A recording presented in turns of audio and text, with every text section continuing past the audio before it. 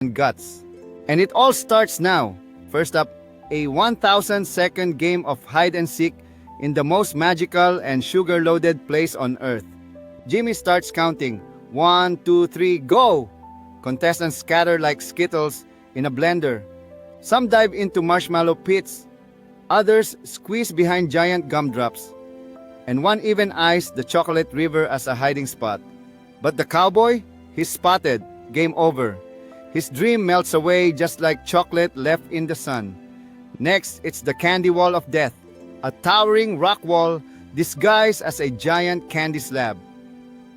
Climb it or lose the factory, Mr. Beast declares.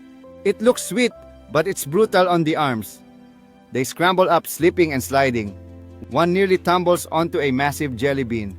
Two can't reach the top, so Mr. Beast calls for a tiebreaker. Rock, paper, scissors. The loser takes the slow walk home.